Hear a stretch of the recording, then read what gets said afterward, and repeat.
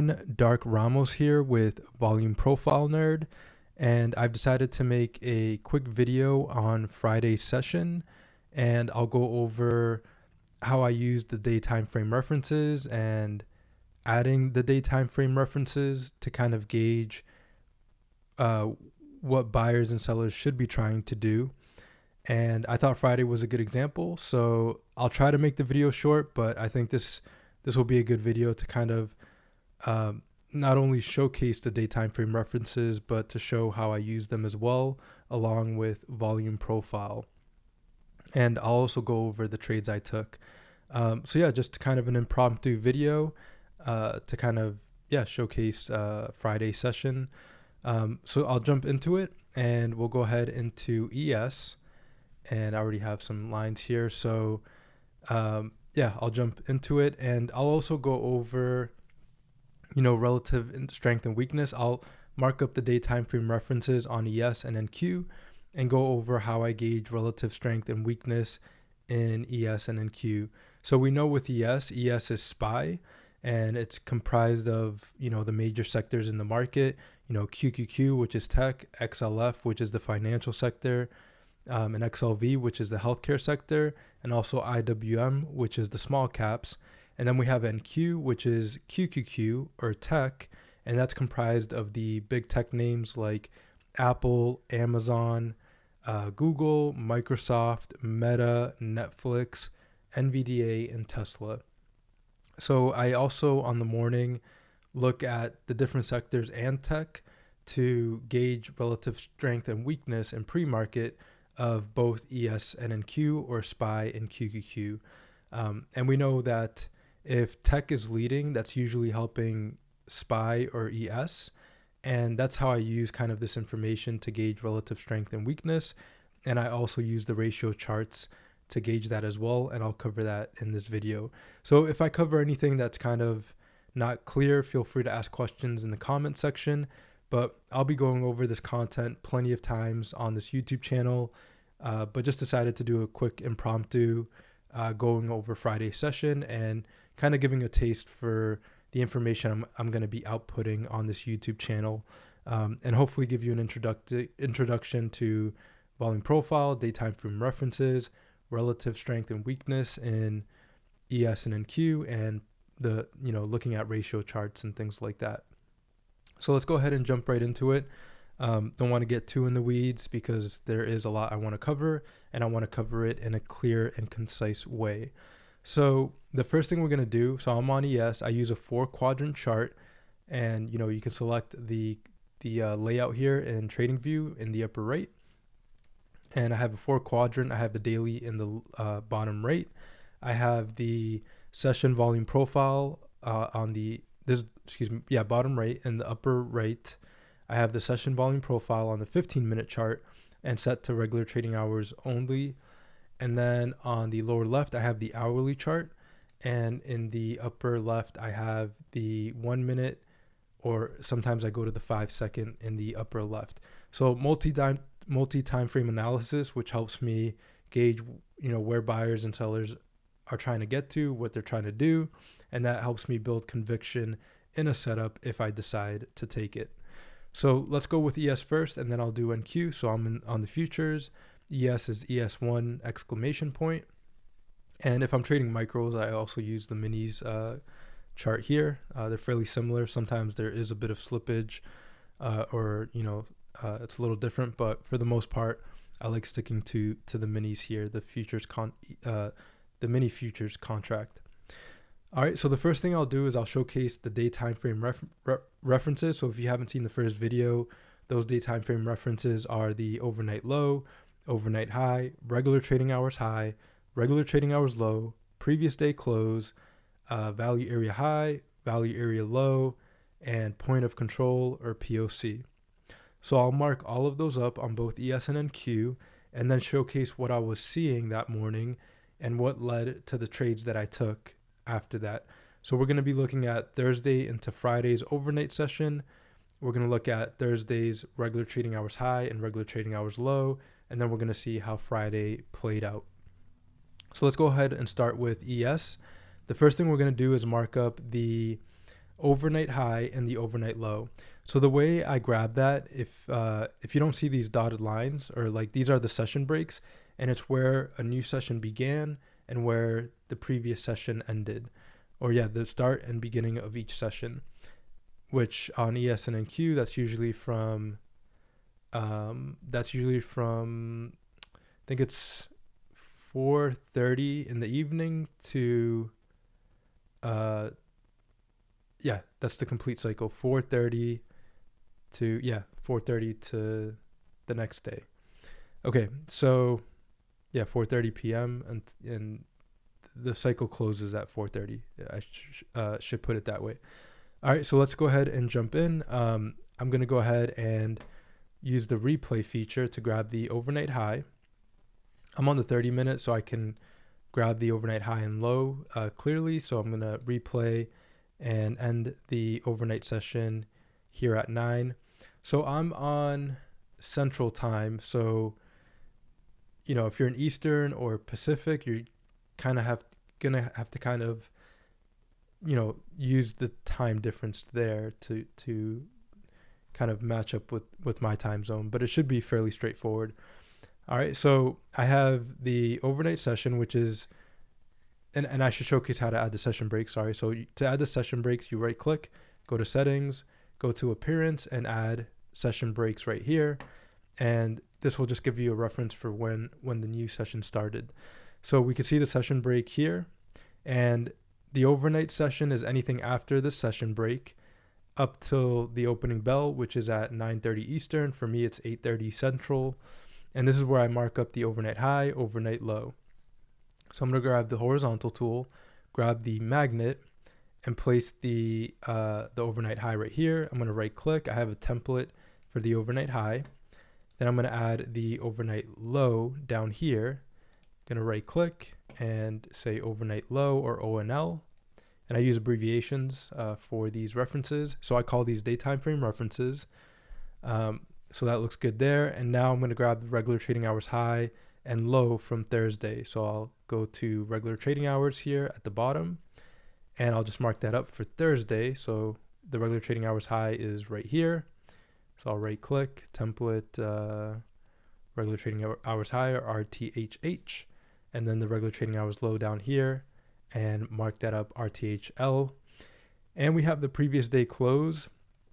It's a little bit different. The CME posts the previous day close, and TradingView, if you right click and go to settings, you can go to, I think it's symbol, and select previous day close, and that'll show you the previous day close as a dotted line. So because we're grabbing Thursday, this previous day close is, or actually no, it is right here. Yeah, so the previous day close is right here. It's this pink line. So it's at 4. Let me bring up that label.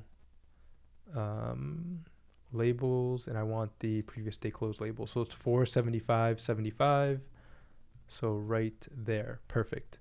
And I'll go to electronic hours, and there we go. So we have everything we need for Friday's session, except we want to add the value area high and value area low and POC of Thursday. So what I do for this is I go to the session volume profile, and I just match up my cursor where the value area high is, because I like to draw this on the 1 minute, my 1 minute chart, just to have a good reference for the value area high. So I'll mark that up here, value area high, right click, and I don't have a template for this, so let me just make this blue right here. So we have the value area high, and we'll say value area high, VAH, and then I'm just going to copy and paste this line and match it up with the value area low. So if you notice on the upper right, I'm just matching this line with the value area low of the session volume profile. Okay. And you might ask, why don't I add the session here? It's because the chart would get too, there'd be too much going on with the chart. So I just like to add the horizontal lines here as a reference. And then I'll add one more line here for the POC. Let me just right click and make this red. And we'll say POC. Okay, so we have that, and we'll just put it right there at the POC, and perfect. So now we have the day time frame references that we need for Friday session. We have, the regular trading hours high, regular trading hours low down here, overnight low, overnight high up here, and the previous day close and the value relative to Thursday. So this will start giving us kind of a picture, or help us paint a picture for the session. Okay, so I'll do the same thing on NQ, and this will just get a little bit more practice, and we'll start kind of putting things together. So it might not be as short a video as I thought, but this will be really important, and it's what I'm going to be covering almost every day on this channel. So better to get ahead of the curve and kind of go through this process now, and just, again, I'll be, it's content that I'll be continuously providing and showcasing. So I'll go to the 1 minute here, or it's my 1 minute chart, but every time I'm adding the daytime frame references, I go to the hourly chart because it just helps me add them quicker, and helps me see kind of the candles a bit faster. So again, I don't have the session breaks here, so I'm going to go to settings, appearance, session breaks, and click OK. And there I have the session break. So let me go ahead to the replay feature. I'm going to go to the 30-minute here because it's just a bit easier to see the 8:30 start. So let me go ahead and add the horizontal line right up here.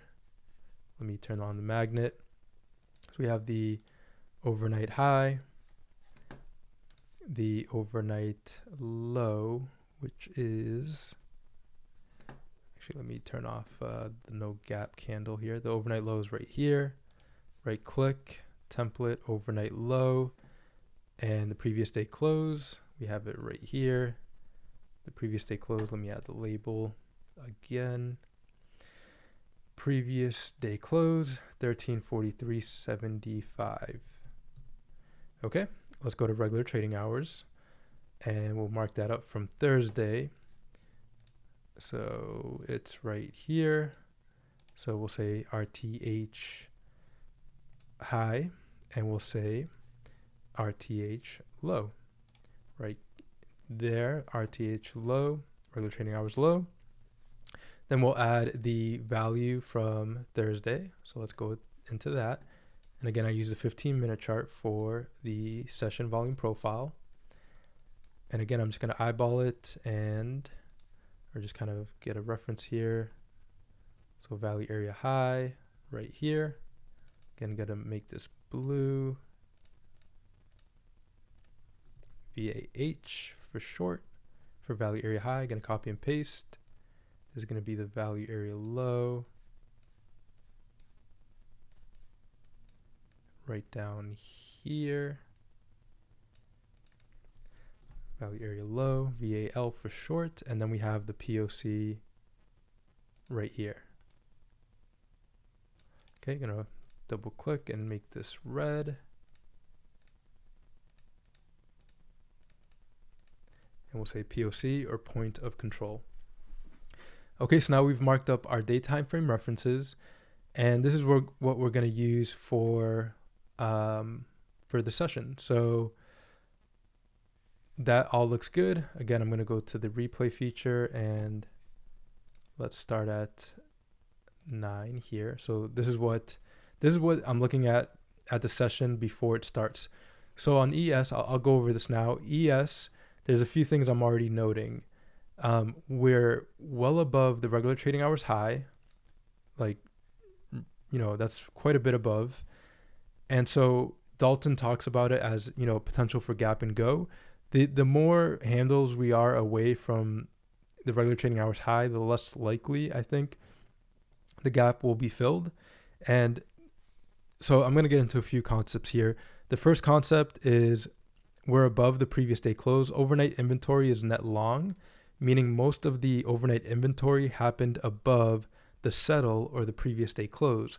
That means, the overnight inventory is 100% net long. Sometimes it's balanced, sometimes it's 100% net short, sometimes it's in between, and you're not quite sure, if it's balanced or neutral. And in those instances, I would just say there's not much to glean from overnight inventory. But in this case, overnight inventory is net long. And Dalton says 65% of the time there's overnight inventory correction, meaning because we're net long, 65% of the time we will want to correct this overnight inventory. And in this case, it would be we would pull back. Now, there's instances where this doesn't happen, and those are called gap and goes, where we gap up from yesterday's session. So we open above the regular trading hours high of yesterday's session, and we just keep going. And usually those are pretty bullish days, which is what we saw happen in Friday's session. So, and that was probably due to Apple earnings. Apple had bullish earnings, and we saw a very bullish reaction in both ES and NQ. NQ also had a gap up. So let's go to the electronic trading hours, and let's go to the replay, and we'll start at 8:30. And yeah, so we had, let's see. So we had the overnight high. Okay, so yeah, NQ is also above the value area high, gap up, open, and yeah, gap up, open, and yeah, so again, the morning for me would have been about overnight inventory correction, see if we'd get a pullback. That wasn't the case. Again, we got a gap and go with NQ as well. Okay, so that's a lot of information. Let me know if you have any questions about that, but that's how I start to piece together the morning. So what I do is I say, okay, what do buyers need to do in order to press the issue, and what do sellers need to do? So we know buyers are positioned well to press the issue because they have a gap up. That means, in pre-market, market participants are saying that they think value is fair up here, and we could see value head higher. Now, what do sellers want to see? Sellers want to fill the gap first, get back to the regular trading hours high, the high of yesterday, to then get back into yesterday's value to negate buyers from building value higher and then getting under the regular trading hours low. So this is what sellers want to do. And so there's a few things going on here. So James Dalton talks about buyers and sellers on on day plus time frame reference, day plus time frame, which is the time frame, anything beyond the intraday time frame. So we know that day plus buyers don't prove anything without affirming the overnight high buyers, because usually overnight high buyers are weaker because there's not as much volume in the overnight session. So regular trading hours market participants need to affirm the overnight buyers to continue to press the issue. That means that regular trading hours buyers have to get above the overnight high, since it's above the regular trading hours high, to start to go on the offensive. Okay? And again, this will all be clear as I do more of these videos and things like that. Now, daytime frame sellers want to get under the regular trading hours low to start to prove something, right? Because if we're still in yesterday's range and in the overnight session, well, buyers aren't proving much relative to the overnight session, and sellers aren't proving much relative to yesterday. So buyers need to get up here to start building value higher, to prove that they're serious, and sellers need to get down here to prove that they're serious relative to yesterday and the overnight session from Friday. Okay, so that's a lot of information, but yeah, relatively the same thing on NQ. We're above the value area high. So sellers, as first step, they have to fill the gap, then try to get back into yesterday's value, and then try to get under the regular trading hours low. Buyers want to gap and go and affirm overnight high buyers, so they want to get above here to continue to press the issue. Okay, so that's a quick overview of that. So now I'm going to quickly try to go through this, but the other thing I look at is volume on the daily and on the hourly. So let's go ahead and quickly try to mark those up. So I'm going to go ahead and look at some ranges on NQ. And the first range I see is this one right here from, this is ES actually, from Friday, March 31st through April 13th. So let me go ahead and mark that up. I'm going to actually exit replay for now. And I'm going to add a rectangle here for this fixed range. So the tool I used was the fixed range volume profile to mark up this sideways structure. And I'll add this line here. I'll just say the default POC. And I use, blue and purple. Again, I very influenced by Lamont, who is a Chart Guys member. And I also listen to Dalton and sometimes Peter Resnicek, so from Shadow Trader. So I'm going to go ahead and look at this structure. So we have this structure here from February 21st through March 9th. It's a little bit of a sideways structure. So again, the reason I'm picking this structure, we have the high here, we have these highs and these lows, and it goes a little bit out of bounds, but that's okay. It's not, always going to be perfect, but that's okay there. So I'll go ahead and mark up this reference here. Okay. And there we go. We have that structure. Looks good. And I'm going to mark up this upper structure. Yeah, I'll mark up this upper structure here. Okay. And this should give us some good references. And something like this. Okay, and I'll mark up the POC. And there we go. Okay.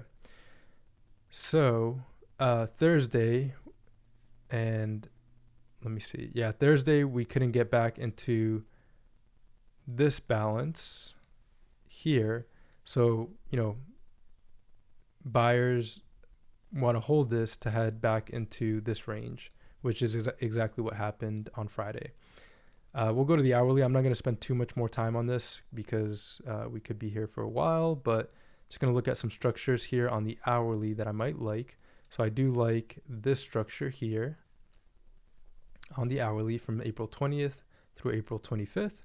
It's going to mark that up here, something like that, and add the rectangle right here and the POC. Okay, great. All right, so I might just use this reference for today. We also have this one here. Actually, this is a good one. Something like that. From April 10th through April 12th.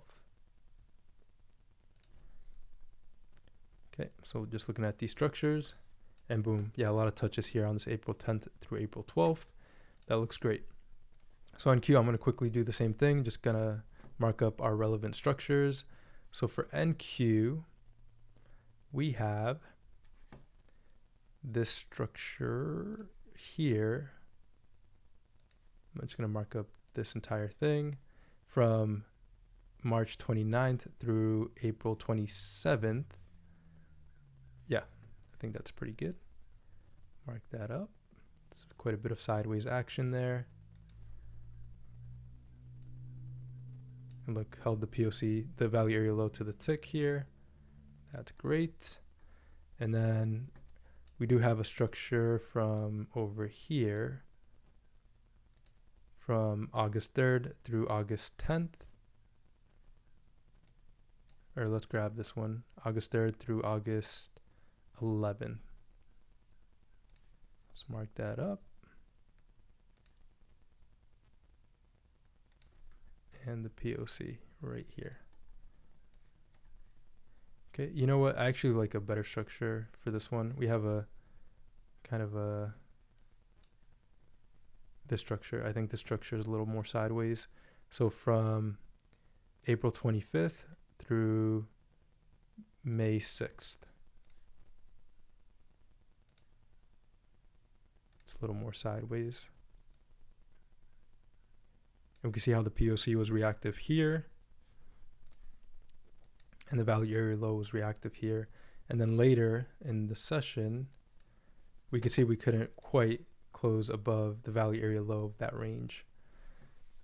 So yeah,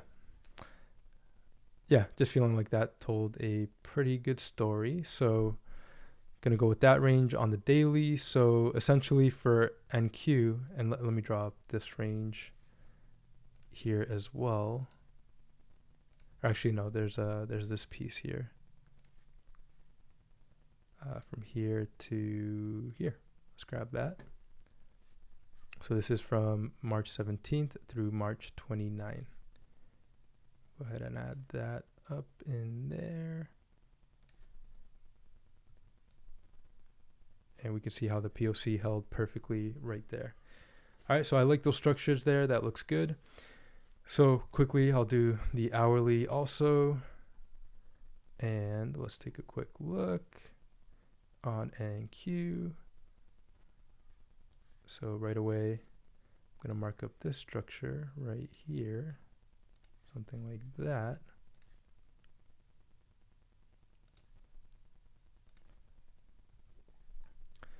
And find the hourly here. Yeah. Okay, so we have that structure. And yeah, I think that's pretty good. We probably have some lower structures here.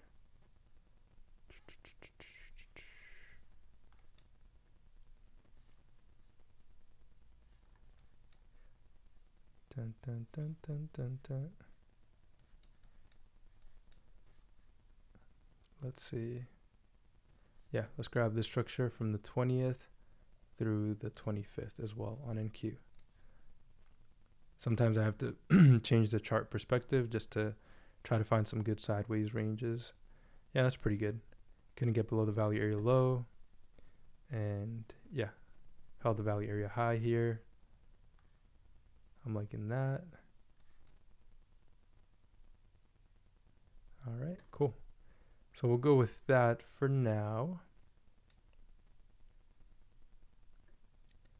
And yeah, not going to spend too much more time on this. I know on my other charts I have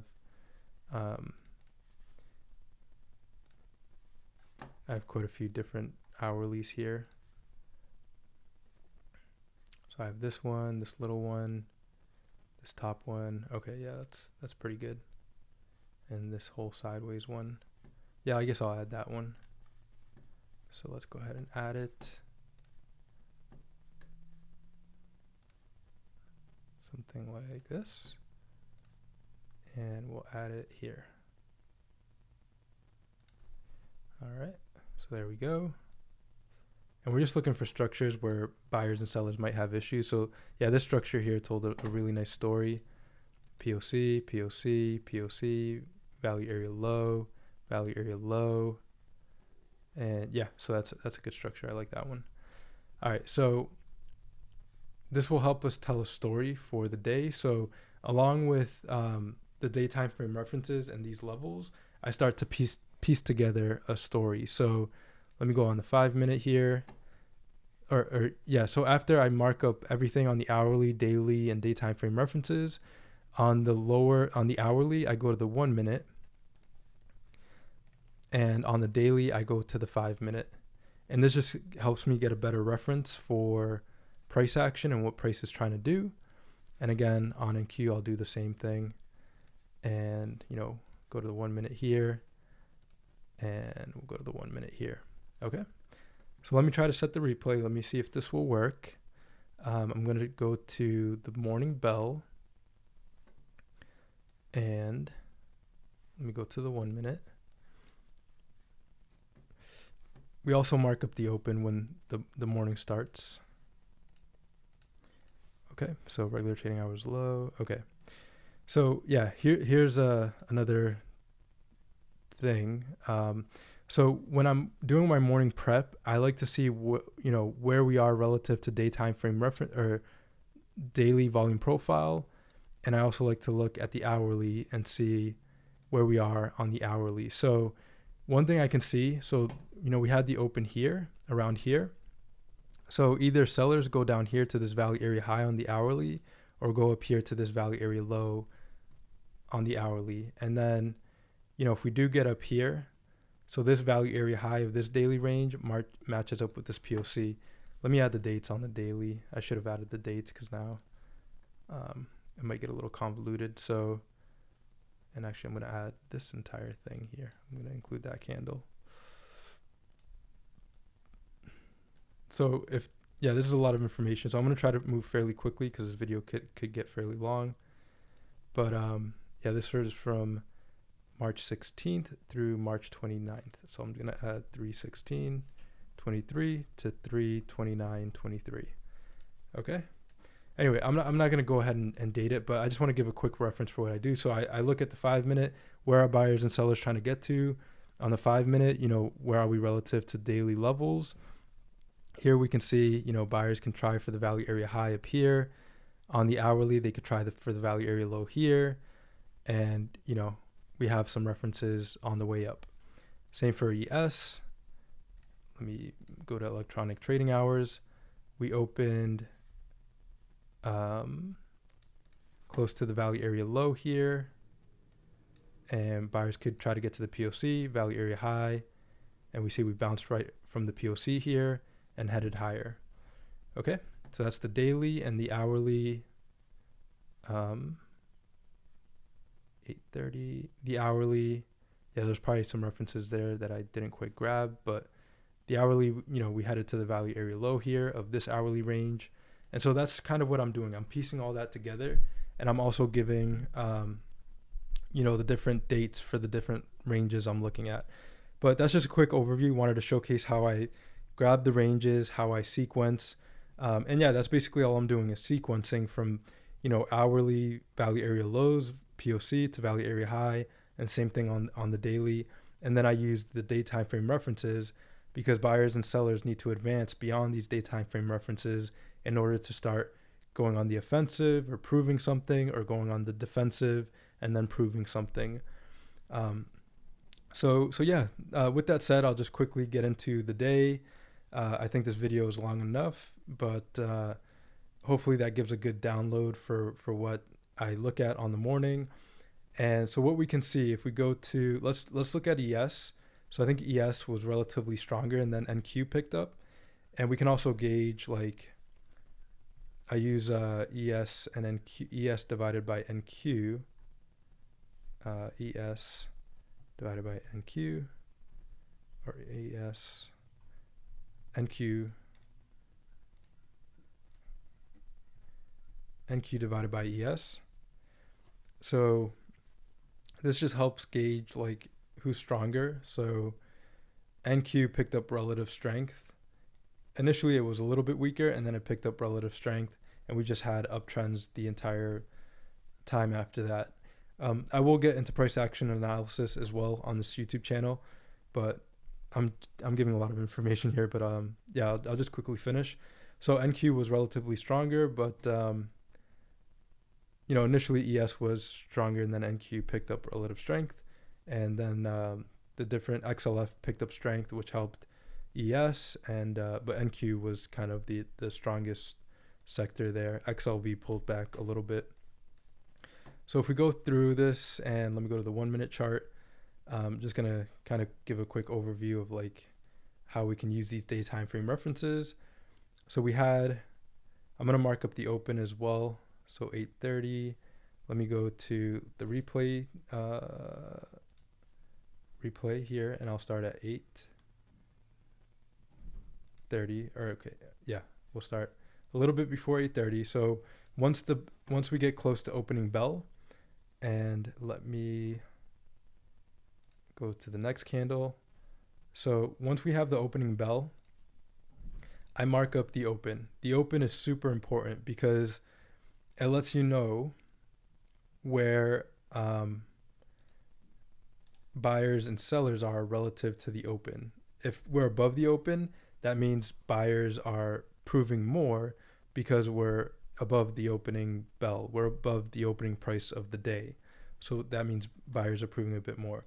So after this, usually I just like watching the morning, but if we have a gap and go, that can usually mean bull strength. And I did make a play here on ES, and I'd have to go to the 5-second chart for this. But basically, I made a play on ES because, you know, there was the potential for a gap and go. And the way I played this, I just grabbed this 5 second range.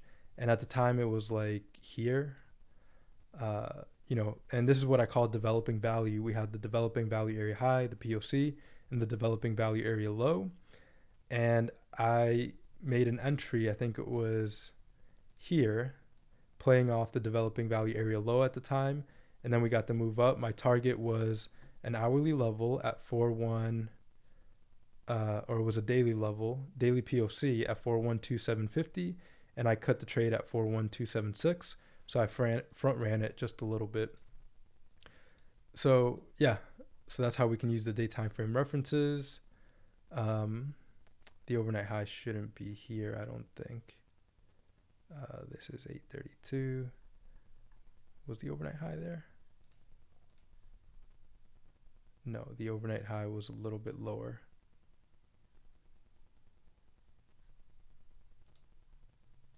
Yeah, I'm not gonna spend too much more time here. Overnight, yeah, the overnight high would have been here. We opened, yeah, so overnight high would have been somewhere here. But yeah, so we head up, you know, it's looking like a gap and go, and so buyers are strong. So once I see that buyers are strong, I start noticing that NQ has relative strength. So let's go to NQ and let's mark up the open. So let me go to the replay.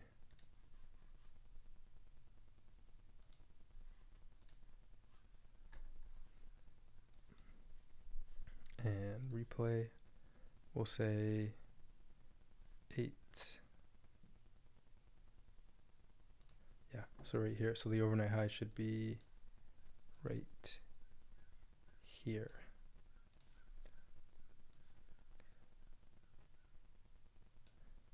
Okay, so yeah, close enough. Overnight high. And let's fast forward. So this is 8:30. Okay, so we can mark up the open once the bell rings right here. Mark up the open. Okay, great. So I'll just quickly go through this. So we're above the open. We initially get under the open. We fill the gap on NQ pretty quickly. So yeah, ES was way stronger, but NQ filled the gap, and then we headed higher because NQ got to the regular trading hours high. Then we just headed higher, higher, higher. And this is where I was on the 5 second actually, because the 5 second gives me some really good ranges. And here I'm going to go a little bit to the 1 minute to go a little bit faster. So I think on NQ my play was, if we go to the 5 second, my play on NQ, no, it wasn't this one.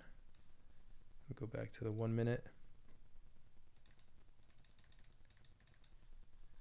Okay, so at this point, we have this structure here on NQ. So I think this is where I drew up this sideways structure. Oh no, this was the play on NQ. So as NQ was going up, I drew up a 5 second balance, which was like right here. And thinking that we could have a pretty bullish day. We had Apple earnings. It wasn't at the forefront of my mind, but it just looked like we could have, it was a gap and go, and it just, you know, buyers look like they, you know, were ready to take price, you know, higher potentially. So I was also looking at NQ at the time. We got above this hourly POC, and I was looking for us to back test it and then head higher. So my target was 13,260, which was the value area high of this hourly range, or close to it. So I front ran it a little bit. The hourly would have been at 13,267, 13,268. But I thought if we get close to there, I'm going to cut it at like 13,260, because I don't know, like I know where buyers should be trying to get to. I don't know if they're going to get there. So I do want to front run it a little bit because I like to have a target first and then make an entry based on that target. And if we get there, you know, I don't know if we're going to get there. So I, you know, cut it a little bit before. Okay. And at this point, if we hold this value area high of this daily range, we could head higher. Yeah, higher. So yeah, I'm watching the 5 second. I see this little range, and I have a limit at 13.22225 or 50. I think it was .25. I pretty much got bottom ticked it, and we headed higher after that. So I made my entry here, playing off this little 5 second range at 13.225, and then my target was 13.260, which was up here. And I also had some 1 minute ranges prior, and I cut it at 13.260. So those were my trades. I did have one losing trade as well. I think I played ES short initially because I thought we had overnight inventory net long, and I wanted to make sure, like, I thought that we could have a pullback prior, and I was using some ranges before. All right, so this video is very long. The other thing I didn't quite mention that on my morning prep, I also look at like 1 minute ranges from the day before, and I like marking those up, from a couple days before. So on ES, we had this FOMC range that I had marked up, something like this, and let me go ahead and add it. So this is definitely a good introduction. You've seen me like draw plenty of ranges enough now to, like, if you've watched this whole thing, you should be able to follow along in my other videos also. This is a nice range down here. But yeah, I look for ranges, some nice sideways ranges on the 1 minute, sometimes 15 minute or 5 minute that, I think could tell a story for the next day. On NQ, that same range from the FOMC, like, it played out really well. So like, I'll just draw it out here. So it was from here to here. It's just a really nice sideways range.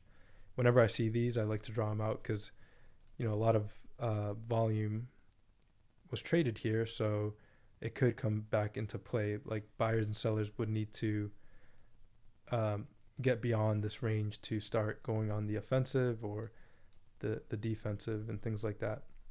So I'm going to exit replay, and I just want to showcase how this range from the FOMC on Wednesday played out on NQ. And we can see that, this is the value area high, value area low, and the POC is right here. So we couldn't get below the POC. We held it here, here, here, here 4 times, and then buyers got another leg up on NQ. So yeah, that's how we use these different references. We use them on all time frames. We use the day time frame reference to gauge what buyers and sellers should be trying to do. I use the daily levels. We got above this daily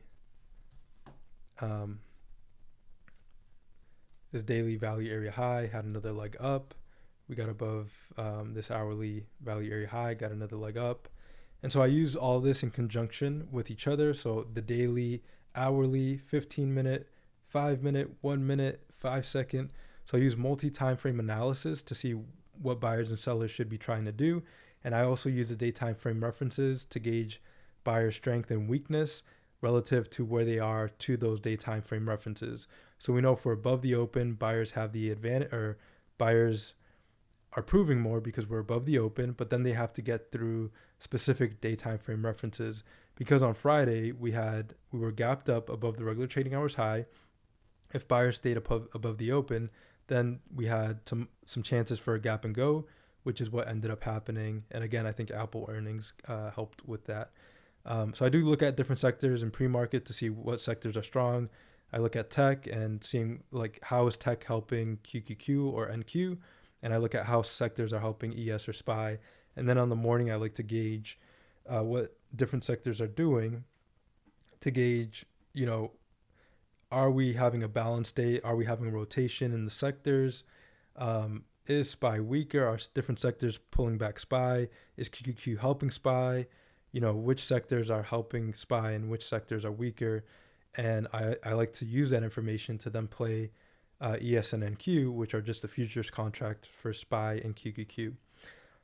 So that was a quick overview. Hopefully that made sense. Let me know if you have any questions. I know I went over a lot of information. I could keep going on with this for quite some time, but we're already 45 minutes in.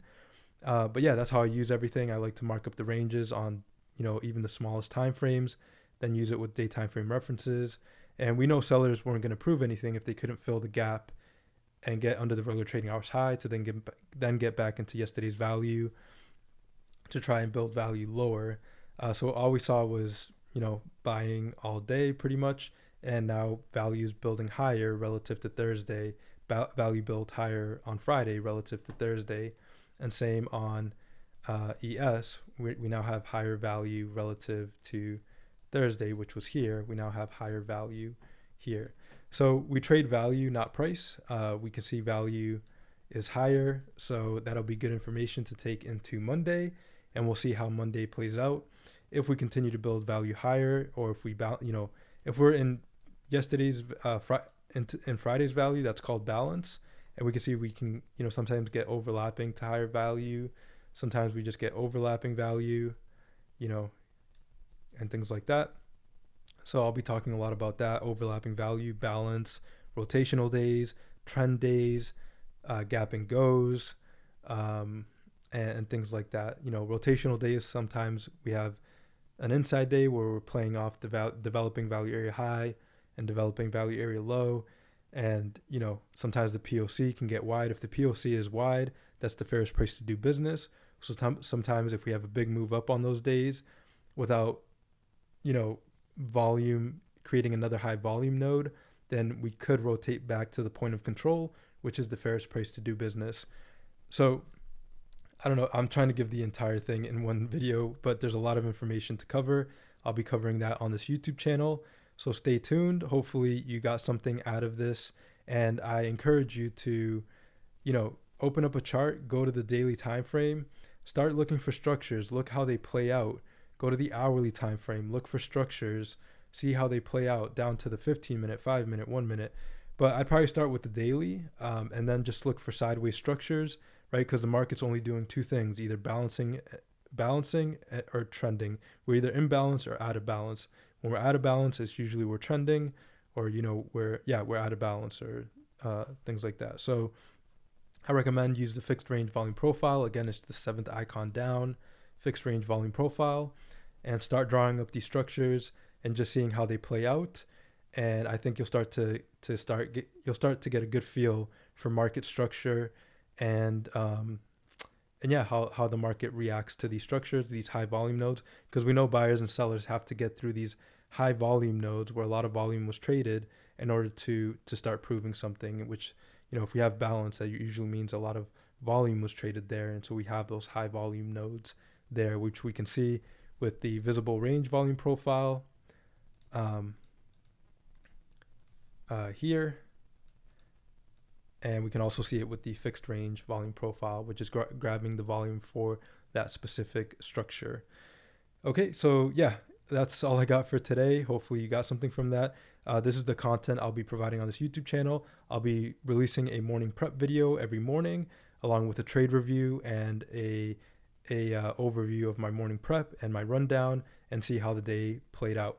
So thanks for watching, everyone. Hope you have a great rest of the day. Stay tuned for more content, and I'll see you soon. Thank you.